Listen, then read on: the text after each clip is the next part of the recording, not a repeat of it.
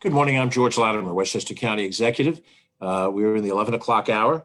It is Friday, June 5th, and this is our daily Facebook Live conversation. We call it COVID Conversations. We've begun this during the period of this pandemic where many people are out of work and home, and it is a companion piece to the 2 o'clock update that we provide each day that gives you some statistics. But we use this opportunity to speak with various people inside and outside of county government within Westchester County, each of whom have a different perspective of how they're dealing with this moment, which involves some key issues. Our guest today is the woman who is the 11th president of Sarah Lawrence College, located in Yonkers, Bronxville Post Office as we know it. And we're very happy that she's with us today, President Cristle Judd. Madam President, thank you for being with us today. Thank you so much, George, for having me today. Since you head up a very well-known liberal arts college, and colleges throughout history have been a place where cultural changes often occur, talk a little bit about this community, this college that you run in a moment of history like this, where we're seeing in the space of just a few months the largest pandemic of our lifetime, an economic collapse that will probably be second only to the Great Depression, and now the potential for social justice issues and even potentially some civil unrest issues that we haven't seen in recent years. All of this, Madam President, laid at your doorstep.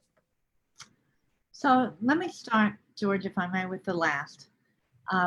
Where we are in this country right now at this moment of protest, of voices raised, of systemic racism and our history and our engagement with that laid bare, laid raw. As you mentioned, college campuses are places where the needed engagement around those kinds of issues has and must come to the forefront. And so even as we are dispersed globally now, we'll probably talk a little more about this because of the pandemic, we have a community of students, faculty, and staff. So this afternoon, we will actually have a community gathering, a virtual community gathering of our students and faculty and staff, while we focus together on issues of race and racism in America.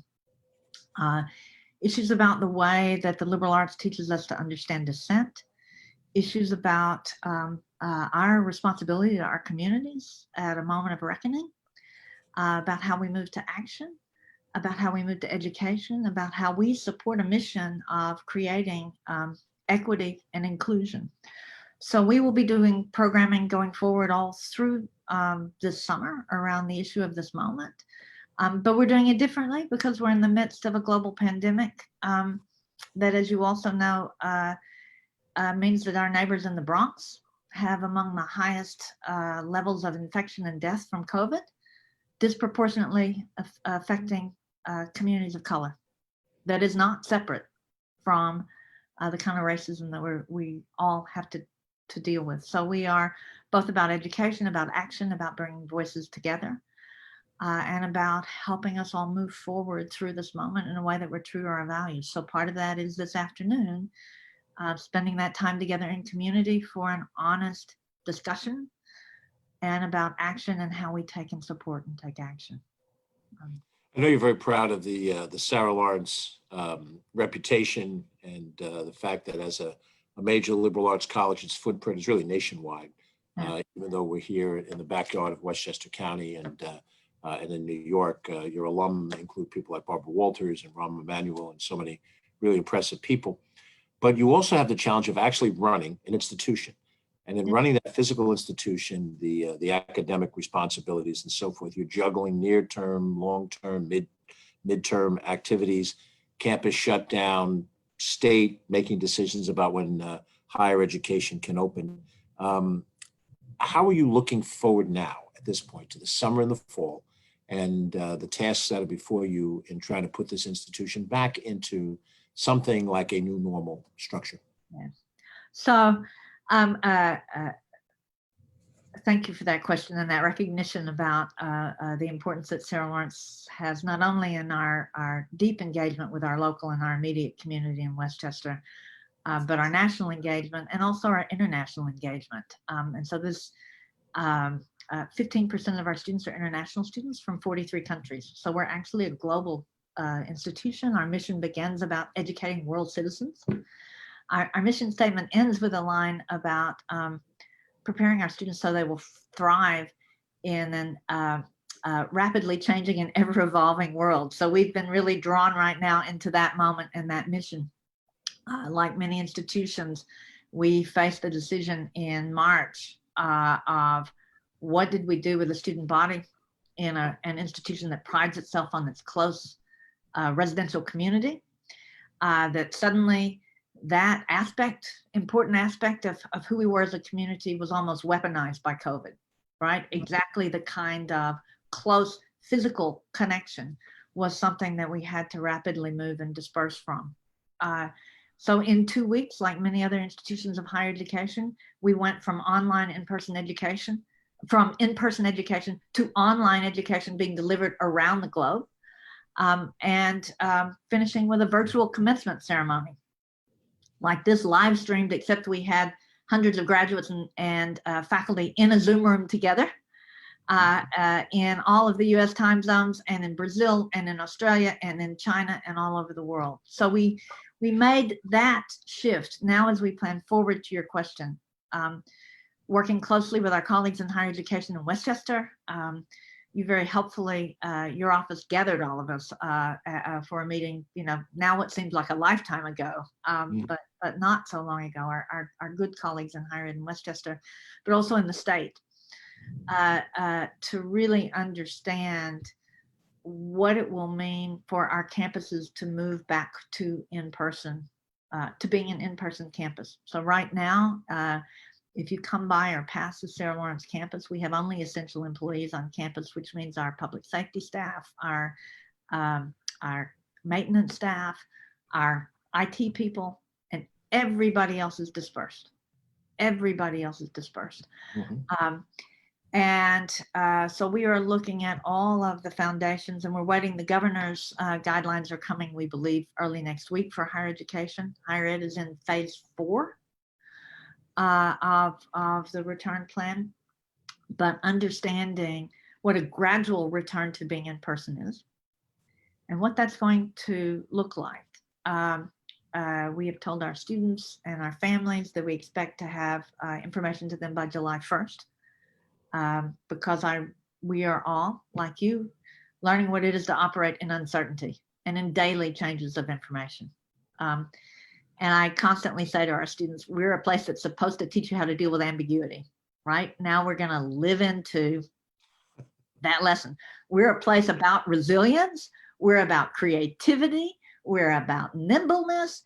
And this moment is when we have to be all of that. So our faculty has been working on a tremendous plan for how we will manage to teach in what we know will be some kind of hybrid environment, because even if the testing, the therapeutics, the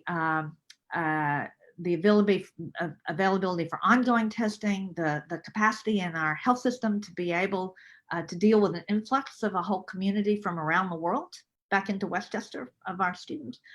If all of those things are in place, we know there'll still be members of our community who can't return, for whom they're immunocompromised. Again, those international students, whether travel will be up, so that we are going to have to be able to work both in person and online. And it's going to look different. That physical distancing is not something that traditional age college students typically think the opposite. Quite the opposite. When they come together. Although our students have been tremendous in their recognition of the role they play in protecting others, right? That often what's needed as behavior from them is to protect others. So we are looking at what it means for people to come back and be in residence, what threshold we have to pass to do that safely, what kinds of protections we would have to have in place, but also how we adapt the way we teach to do that. So for our incoming students, our new students that we've accepted for the class of 2024, we actually, our faculty with tremendous adaptability, rolled out a series of partial credit courses that start in July for those students online, to say you get to start your education now, because your high school education was disrupted in ways that you never imagined. the quick move to remote teaching is different than planned teaching at a distance or being dispersed. Right. And what we are changing to is how we work with what a member of our faculty described as Sarah Lawrence Live. It's not about being remote, being disconnected. It's about being connected differently. So we're balancing all of that and the financials that go with it. Your question opened with for thinking about getting back to normal or something about back to normal. And I think the reality is none of us in higher education knows what normal is going to look like in 6 months or a year or 2 years, and that there are going to be some dramatic changes wrought out of this time.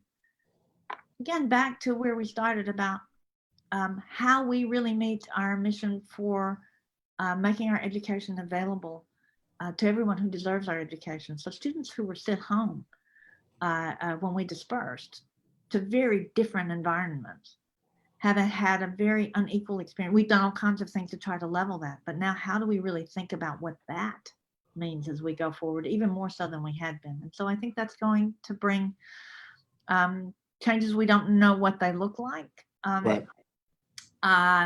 The ways there are things that we have done virtually, just as you're communicating much more with your community, right, with daily updates that were of a different sort. That we can gather today as a community. A year ago, we would have been out of session. Our students would have graduated. We would have had a small population of students on campus working in the summer. We would have had summer camps running. We would have had other things going. And we would not have had a way that with a short notice, we could say, we will all be together. And we know how to do this. We know how to recognize each other. And no matter where we are, we can actually gather. So there have been places too where we have learned things about how to expand opportunities through our education in this time. We wouldn't be a good college if we weren't constantly learning, right, from what's put in front of us. I mean, you really do outline a series of challenges that are unprecedented and things that you and your colleagues and other institutions of higher learning, in fact, all institutions of the society are having to adjust. I think of my father, I've said this more than once in other settings, but I remember my father pointing at me at some point in time. I was probably in my 30s and he was in the last few years of his life. And he talked about, what he went through in the Depression of World War II. And he said, we were tested. He says, your test is yet to come, meaning me personally and my generation. And here it is, to see exactly how we get through these things, you and your institution, me and mine, and all of us together, linked together. Any number of college students, those who have the resources to do it, oftentimes look at a gap year between high school and college. That was not anything that was ever part of the world when I grew up, but it is now. And in that gap year, students, perhaps because of the economic structure, because it's an unsure, landing in the fall for education, will take some time away. How do you process that? How do you, if you're speaking to a family where a young person is still at this late date undecided about whether they want to start classes traditionally in the fall or take a year off, how do you dialogue with that as a head of an institution like Sarah Lawrence? So one of the things that we found ourselves doing as we moved into virtual space was changing how we dealt with our accepted students, right? So one of the great moments often for accepted students as they're thinking about their college choices or their next steps is that visit to the campus. That's a kind of confirmation moment, right? They meet other students in their class, they spend time with the faculty, and they get the physical sense of what it is, in the case of Sarah Lawrence, to walk onto both a beautiful historic campus and a lively campus in new spaces. And we were doing that work virtually in April. And one of the sessions that our Dean of Admissions and I ran was with parents of accepted students. And so a number of them had that question for us. Well, wouldn't it be better for my student to take a gap year and wait until everything has settled out and just wait and start a year later? And my response or advice to that family was, obviously you have to think about it, but gap years, as they have evolved, have been about, and often usefully for students, they need to have a specific purpose to them. They're not just about waiting. A gap year sometimes is for a student to say, you know, I'd like to work for a year and feel a bit more certain economically before I start college so that I can relieve some of that pressure. Or I have an opportunity to do an internship, or I have an opportunity to deepen this knowledge base, or to do something professional. A gap year that's a gap year just because I want to wait in the hopes that things will be back like they are, is putting your life on hold, right? And so my response to parents, both of incoming students, but also my conversation with our continuing students, for whom it's a different issue, has been, yes, it's uncertain. Yes, it's not likely to be what you planned for in the way that you imagined it. As you referenced when we started in January, what I thought I was going to be doing right now, with whom and how we were going to do it, and all of the things that would have happened in between, and all of those plans about our wonderful campus center and all of our events with our neighbors and so on, were very different. But if you put, what are you putting your education on hold for? Right. If you're putting it on hold because you're just waiting for a certain experience, life's not stopping. The pandemic's not stopping. The tools that you gain with an education to work with and move your life forward are still available to you now, even though they're going to be available to you in a different kind of experience. So my first advice to people is, don't put your life on hold unless you have a real plan about why and how you're going to do that. And then if you're a student at Sarah Lawrence, talk to us about what that plan is and why you're doing it. And if it's because you're waiting for a particular experience to return, you need to know that all the evidence right now says it might be quite a long time. Mm-hmm. And I always try, you can tell even now, to be very candid and very direct with people I speak with. I can't guarantee that that experience is going to return in that way anytime soon. What is theater in New York City going to be like into the future, which is a place where many of our students interact? What are, so the biggest one has been, let's understand how you can really continue to move your education. Let's understand how you do history when the archives are closed, because you don't stop doing history just because the archives are closed. Let's understand how you make music and create films when the usual equipment and sources aren't available to you. Again, to your reference to your father's time, because you are living in this time.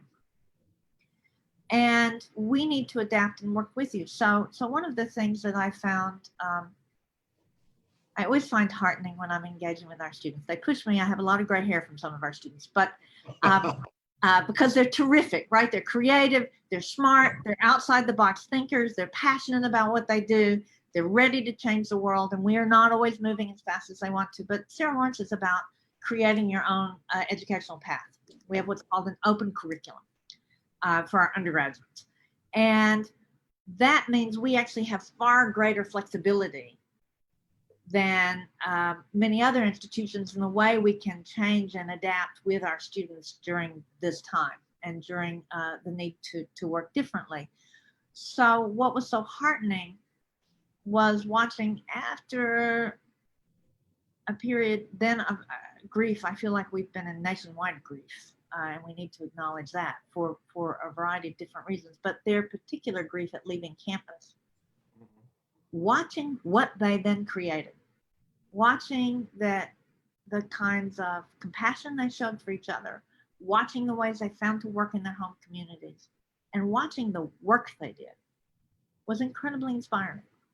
And so that's, again, back to your first about a gap year, it really is. Are you going to step into this? Are you going to take the partnership we as an institution can offer you to grow? Are you going to deal with the uncertainty? And then we'll do it together. The second part, though, is we have to recognize how many people are now facing completely changed economic circumstances, like overnight for so many people. So how do we step up in some cases? How are we finding the ways to support those students? How are we finding the additional financial aid for those students?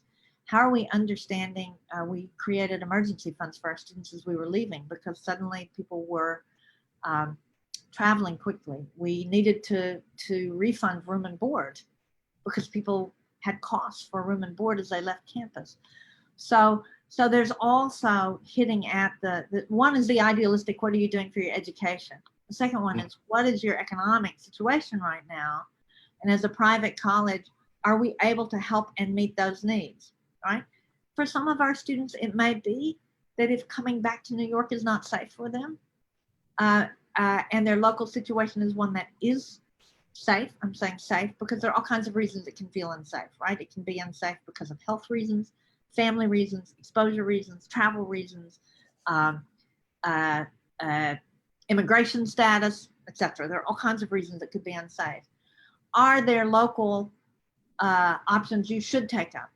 And by the same token, I suspect we may receive outreach from students who are local who can't return immediately to their four-year institution that we may be able to help. So it's trying to help people figure out how do you best keep your life going forward. A lot of us would like to put it on hold right now. Yeah. But, That's true, but I think you've given a very strong argument about why you continue forward. Just in the few seconds we have left, tell us, what are you optimistic about? What do you, as you look forward, there's much that people can be pessimistic about. What do you see that's optimistic as you sit at that desk? You're right. There's absolutely so much to be pessimistic about. But what I'm optimistic about is our students. I already hinted at that, but remember this generation, our current, now they're rising sophomores, are just finished their first year students. We're all born after 9/11. They were all born in a culture of lockdown, of active shooter training, right? It's inbred in those students. They lived through Parkland. They lived through dramatic political changes in the U.S. landscape, and they're watching what's happening right now. That was the wrong phrase. They're not watching what's happening right now. They're trying all in their different ways to say, how do we engage and make change?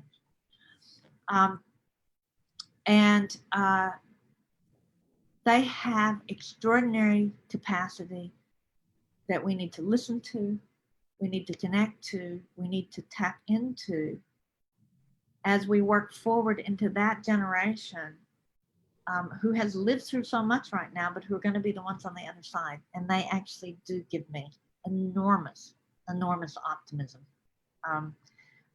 because that is the generation, their passion, helping them translate their passion. Actually, they would tell me they don't need me to help translate their passion. I need to acknowledge that.